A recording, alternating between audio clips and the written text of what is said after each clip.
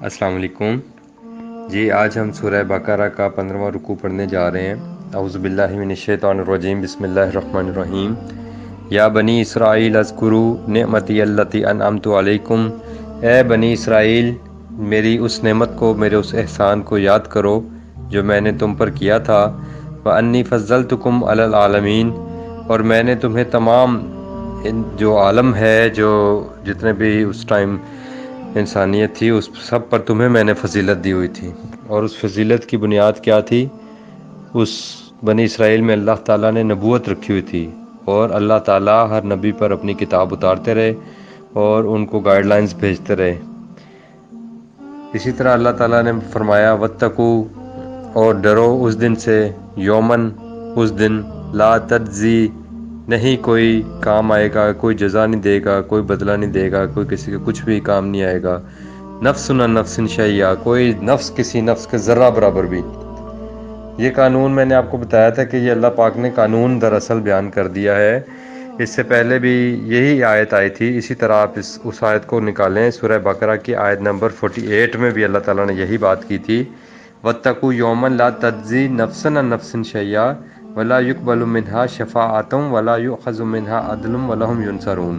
اور یہاں بھی آج وہی آیت آئی ہے کہ اس دن سے ڈرو جس دن کوئی نفس کسی نفس کے کام نہیں آئے گا، ولا يقبل منها عدل، اور اس سے کسی قسم کا کوئی بدلہ قبول نہیں کیا جائے گا، کوئی لین دین نہیں ہوگا، گیو اینڈ ٹیک نہیں ہوگا، ولا تنفعها، اور اگر کسی نے یہ کانسیپٹ اپنا رکھا ہوا ہے، یہ عقیدہ کھڑا ہوا ہے کہ وہ اس کی کوئی شفاعتن، کوئی اس کی حمایت کرنے آ جائے گا وہاں پر قیامت کے دن، ولا هم ینصرون، تو کوئی مددگار نہیں آئے گا، کوئی شفاعت کرنے کے لیے نہیں آئے گا۔ یہ اللہ تعالیٰ نے ایک عقیدہ براہ راست بیان کر دیا ہے، ٹھیک ہے۔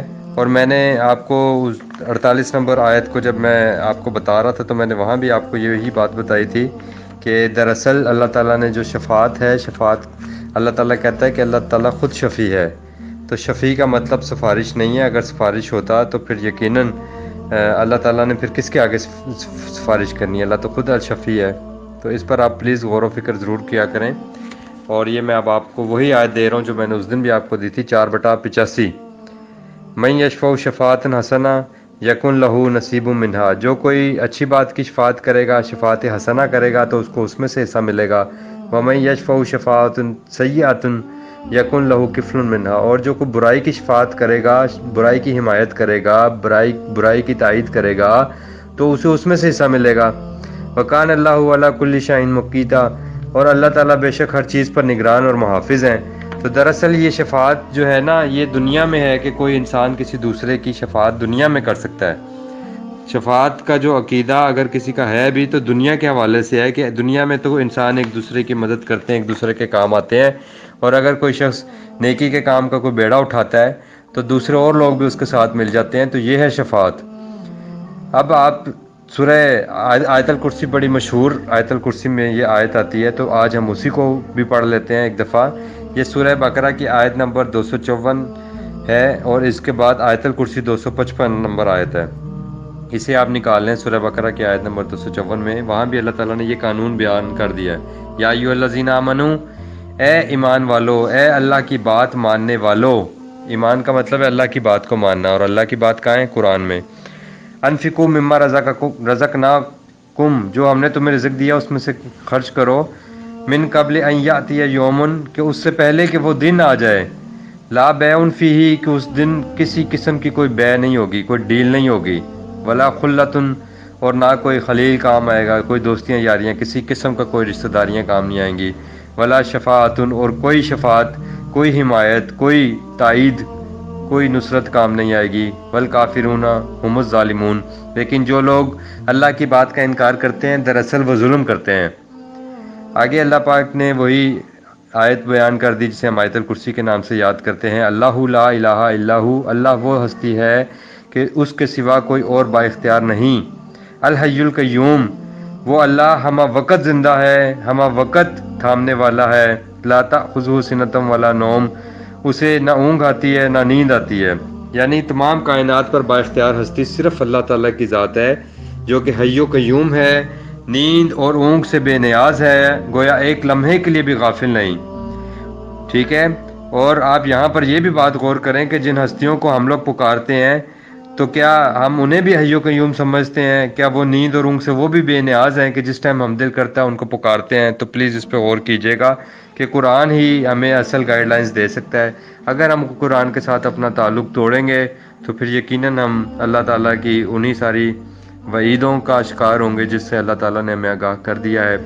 آگے اللہ بتا رہا ہے لہو ما فی السماوات و ما فی الارض، اللہ ہی کے لیے ہے جو کچھ زمینوں اور آسمان میں ہے، وہ اللہ ہی کی ملکیت ہے، اللہ ہی کا اختیار ہے اس پر، اللہ ہی کی ملکیت میں ہے۔ من ذا الذی یشفع عندہ الا باذنہ، اور اللہ کی اجازت کے بغیر کوئی شخص کسی کی شفاعت کیسے کر سکتا ہے؟ من ذا الذی یشفع عندہ الا باذنہ، اور اللہ کے اذن کے بغیر، اللہ کی اجازت کے بغیر، اللہ کی منشا اور مرضی کے بغیر کوئی شخص کسی کی شفاعت کیسے کر سکتا ہے؟ تو یہ شفاعت ہے دنیا کی شفاعت۔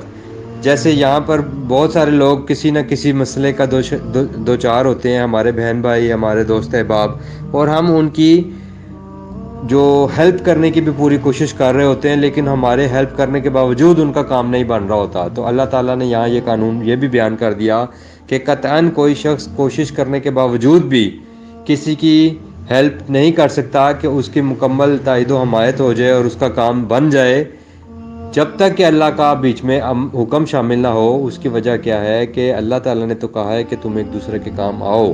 اللہ تعالیٰ نے 4/85 میں بتایا ہے نا کہ شفاعت حسنہ کرنی چاہیے، تمہیں اس میں سے اجر ملے گا۔ نیکی کے کاموں میں ایک دوسرے کے ساتھ تعاون کرو، تعاونوا علی البر والتقوی ولا تعاونوا علی الاثم والعدوان۔ تو وہی بات ہے، اسی آیت کی تشریح ہے یہ بیسیکلی کہ جو شفاعت حسنہ کرے گا اس کو اس میں سے حصہ ملے گا، جو شفاعت سیئہ کرے گا اس کو اس میں سے حصہ ملے گا۔ یہاں اللہ تعالیٰ نے بتا دیا کہ کوئی بھی چاہ کر بھی کسی کی تائید و حمایت دنیا میں نہیں کر سکتا کہ اس کا کام بنوا دے۔ کوشش کرنی چاہیے، یہ اللہ تعالیٰ کہتے ہیں بالکل کرنی چاہیے کوشش، اس کا تمہیں اجر و ثواب ملے گا۔ لیکن کیوں نہیں ہوتا اس میں اللہ کا اذن؟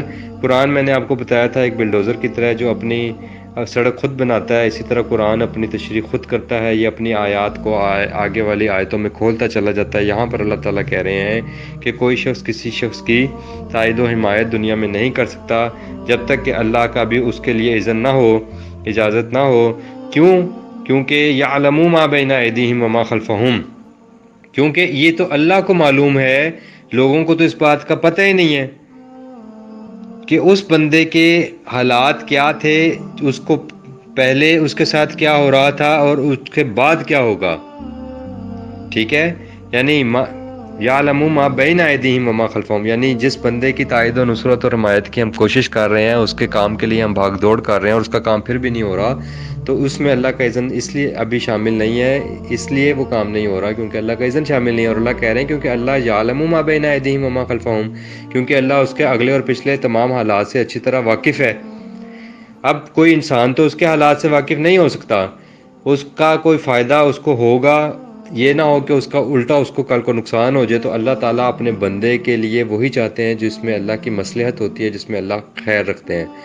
وَلَا يُحِيطُونَ بِشَيْءٍ مِّنْ عِلْمِهِ إِلَّا بِمَا شَاءَ، اور کوئی شخص چاہ کر بھی کسی کے لیے اس لیے بھی کوشش کرنے کے باوجود اس کے لیے ہیلپ نہیں کر پا رہا ہوتا کیونکہ وہ اس کے علم میں کوئی بات ہوتی نہیں ہے کہ یہ چیز اس کا اس کو فائدہ ہوگا یا نقصان۔ وہ تو یہ سوچتا ہے کہ یار اس کے فائدے کی چیز ہے اور میں اس کو ہیلپ آؤٹ کر رہا ہوں، لیکن اللہ تعالیٰ کے علم میں سے اس کو صرف اتنا علم دیا گیا ہوتا ہے کہ وہ اس کے لیے کوشش کرے، اور اللہ نے اس کو کسی بھی قسم کا کوئی علم نہیں دیا ہوا۔ تو کیا ہوتا ہے، وسع کرسی السماوات والارض، دراصل اللہ کی بادشاہت ہے، جس قدر وہ خود چاہتا ہے کسی کو اپنے بادشاہت میں سے، علم میں سے لوگوں کو یہ ساری انفارمیشنز دے دیتا ہے۔ ولا یعودہ حفظہما، اور اللہ کی جو حفاظت ہے اس کائنات کی زمین اور آسمان پر، ان کی حفاظت اس کے لیے کچھ بھی دشوار نہیں ہے۔ ٹھیک ہے، اللہ کے لیے اس زمین و کائنات کی چونکہ اس کے پاس بادشاہت ہے، وَهُوَ الْعَلِيُّ الْعَظِيمُ، اور اللہ تعالیٰ بڑے عالی رتبہ اور عظیم ہیں۔ اسی طرح اب ایک آیت آپ نکالیں، سورہ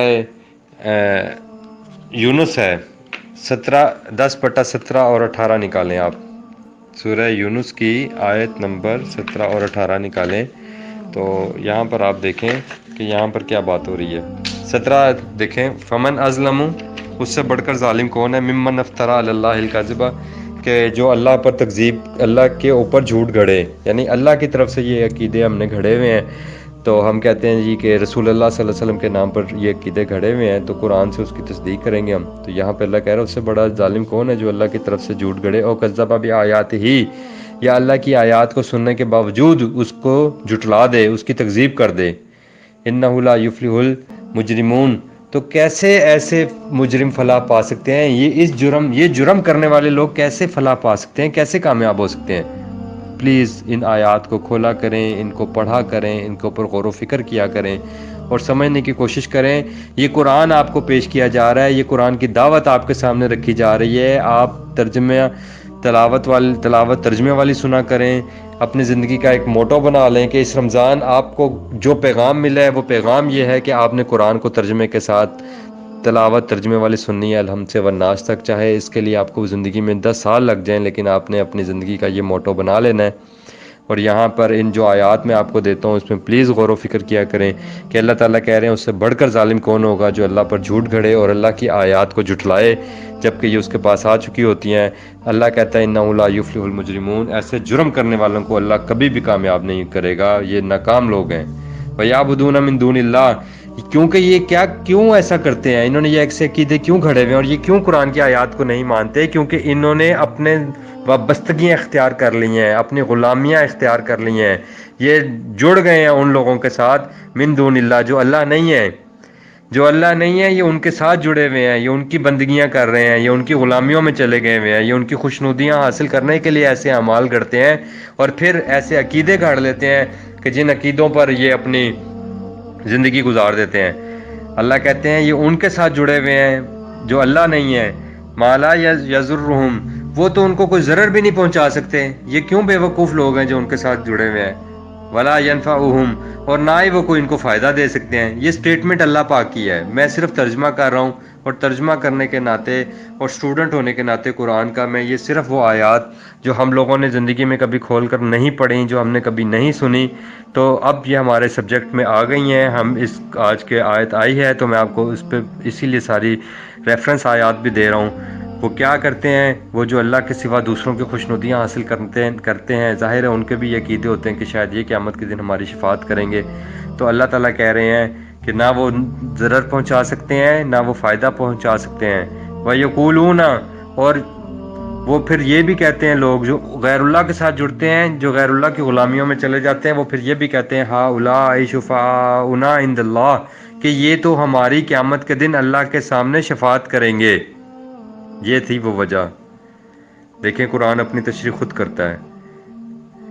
وَيَعْبُدُونَ مِن دُونِ اللَّهِ مَا لَا يَضُرُّهُمْ وَلَا يَنفَعُهُمْ وَيَقُولُونَ هَؤُلَاءِ شُفَعَاؤُنَا عِندَ اللَّهِ، یہ لوگ اللہ کے ساتھ ایسی ہستیوں کی خوشنودی کے لیے جڑ جاتے ہیں جو ان کا نہ کچھ بگاڑ سکتی ہیں نہ کچھ بھلا کر سکتی ہیں، اور عقیدہ یہ رکھتے ہیں کہ یہ اللہ کے پاس ہماری شفاعت کرنے والے ہیں۔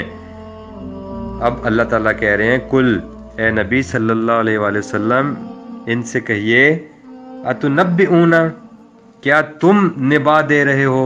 یہ نبا خبر کو کہتے ہیں، ٹھیک ہے، اس میں یہ لفظ آ گیا اتنبئون، کیا تم نبا دے رہے ہو اللہ کو، کیا تم اللہ کو یہ خبر دے رہے ہو، کیا تم اللہ کو یہ بات بتا رہے ہو بما لا یعلم فی السماوات ولا فی الارض، یہ وہ خبر ہے جس کو تو اللہ خود بھی نہیں جانتا زمین و آسمان میں۔ یہ قرآن کی آیت ہے، آپ ترجمے والا قرآن کھولیں اور اس کو پڑھیں، کہہ دو کہ کیا تم اللہ کو ایسی خبر دیتے ہو جس کا علم آسمانوں اور زمینوں میں خود اللہ کو بھی نہیں ہے؟ یعنی شفاعت کے حوالے سے اللہ تعالیٰ فرما رہے ہیں کہ قیامت کے دن تو کوئی شفاعت ہے ہی نہیں، اور کیا تم اللہ کو اس بات کا خبر دے رہے ہو کہ بھائی یہ تو قیامت کے دن ہماری شفاعت کریں گے؟ تو اللہ کہہ رہے ہیں کہ یہ تو ایسی خبر ہے جس کا اللہ کو بھی علم نہیں ہے، نعوذ باللہ من ذالک۔ تو اس کا مطلب ہے قطعاً کوئی قیامت کے دن شفاعت نہیں ہے، خود ہم نے آج ہی درست ہو جانا ہے۔ سبحانہ، یہ کیسے ہو سکتا ہے کہ اللہ کو کسی بات کا علم نہ ہو؟ وہ تو پاک ذات ہے، وتعالی، اور وہ تو بہت بلند ہے، اما یشرکون، ان سب سے جن کو تم اللہ کا شریک ٹھہراتے ہو، ٹھیک ہے۔ اور ایک آپ آیت اور نکال لیں، سورہ الاعراف ہے اور اس کی آیت نمبر آپ نکال لیں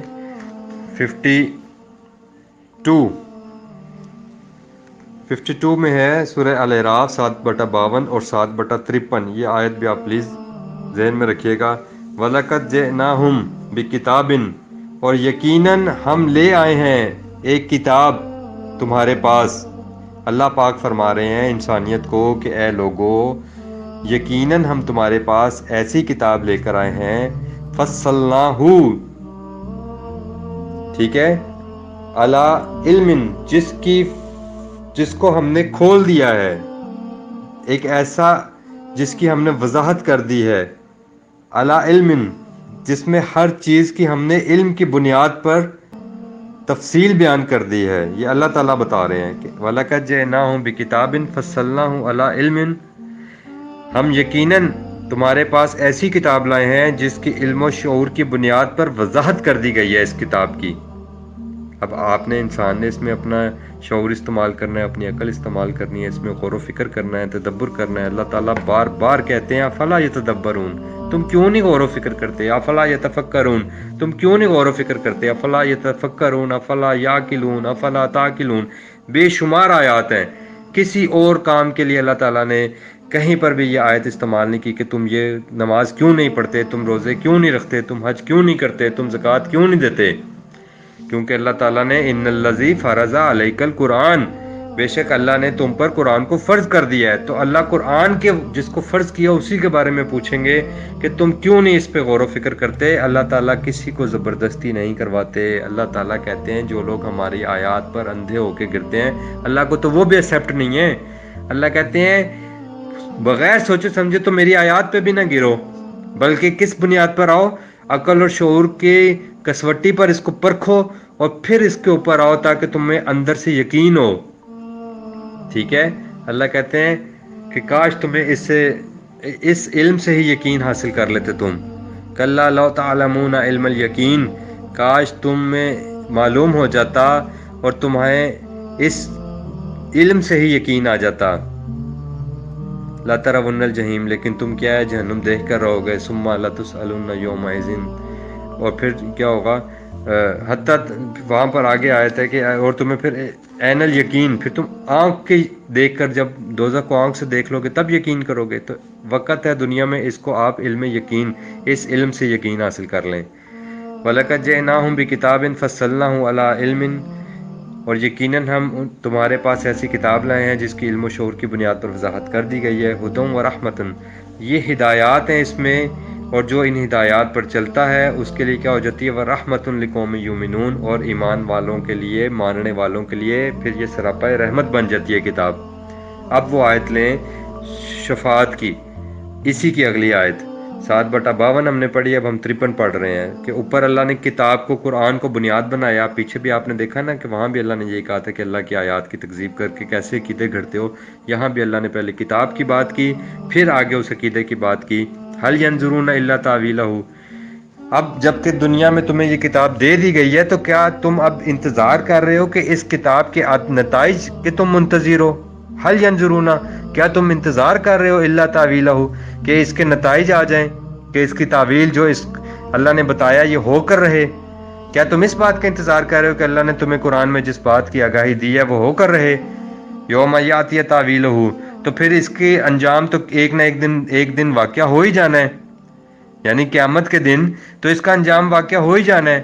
یقول الذین نسوہ من قبل، تو جو اس کتاب کو دنیا میں بھولے ہوئے تھے اس دن وہ کیا کہیں گے؟ قد جاءت رسول ربنا بالحق، کہ ہمارے پاس اللہ کے جو پیغام لے کر آئے، اللہ کے رسول لے کر آئے تھے، وہ کتاب برحق تھی، بامقصد تھی، وہ سچ کہتی تھی۔ فہل لنا من شفعاء، تو آج ہماری شفاعت کرنے والے کہاں ہیں؟ یہ قیامت کے دن کھڑے ہو کر انسان ڈھونڈے گا کہ یار میں نے دنیا میں تو کتاب اللہ کو بھلا دیا تھا، پس پش ڈال دیا تھا، حالانکہ اللہ کے رسول ہمیں قرآن دے گئے تھے، لیکن ہم نے پھر بھی یہ عقیدے گھڑے کہ کوئی نہیں، ادھر تو چھڑانے والے آ جائیں گے۔ تو یہاں پر وہ کہہ رہے ہیں فہل لنا من شفعاء، کہاں ہیں ہماری شفاعت کرنے والے آج؟ فیشفعوا لنا، کہ وہ ہماری شفاعت کریں، اور نردو، یا پھر ہمیں لٹا دیا جائے، دنیا میں واپس لٹا دیا جائے۔ اب دنیا میں وہاں سے کون واپس لوٹے گا؟ یہ حال ہوتا ہے جب انسان اللہ کی بات نہ مانے، تو قیامت کے دن اس کی یہ سٹیٹمنٹ ہوگی، یہ بیان دے گا اس دن کھڑا ہو کے، فہل لنا من شفعاء فیشفعوا لنا، کہاں ہیں آج ہمارے وہ شفاعت کرنے والے کہ آج وہ ہماری شفاعت کرتے۔ اگر کوئی نہیں آ رہا اور نردو یا پھر ہمیں واپس لوٹا دیا جائے فنعمل غیر الذی کننا نعمل، تو پھر ہم وہ عمل کریں گے جو ہم عمل پہلے نہیں کر رہے تھے، جو ہم خلاف عقیدہ قرآن ہمارے اعمال تھے، پھر ہم ویسے عمل نہیں کریں گے بلکہ اس کے مطابق عمل کریں گے، کتاب اللہ کے مطابق عمل کریں گے، اسی لیے ہمیں دنیا میں واپس لوٹایا جائے، لیکن قیامت والے دن پھر کوئی واپس نہیں لوٹایا جائے گا۔ اللہ تعالیٰ پھر اس کا ایک رزلٹ نکال رہے ہیں، قد خسروا انفسہم، تحقیق ان لوگوں نے تو خود ہی خسارے میں اپنے آپ کو ڈالا ہے، خود ہی اپنا نقصان کیا تھا۔ وَضَلَّ عَنْهُمْ مَا كَانُوا يَفْتَرُونَ، اس دن تو یہ سارے جو انہوں نے عقیدے من گھڑت اپنے عقائد گھڑے ہوئے تھے وہ سب ان سے غائب ہو جائیں گے۔ جو کچھ انہوں نے دنیا میں اپنے عقائد گھڑے ہوئے تھے نا، اللہ تعالیٰ کی کتاب کو چھوڑ کر، اللہ کی کتاب بتانے والے آتے رہے، اللہ تعالیٰ نے ان کے لیے انتظام کیا قیامت کے دن یہ لوگ رسوا نہ ہوں، لیکن انسانیت اگر اللہ کی کتاب کی طرف نہیں آئے گی تو اللہ نے کہا کہ انہوں نے خود اپنا نقصان کیا۔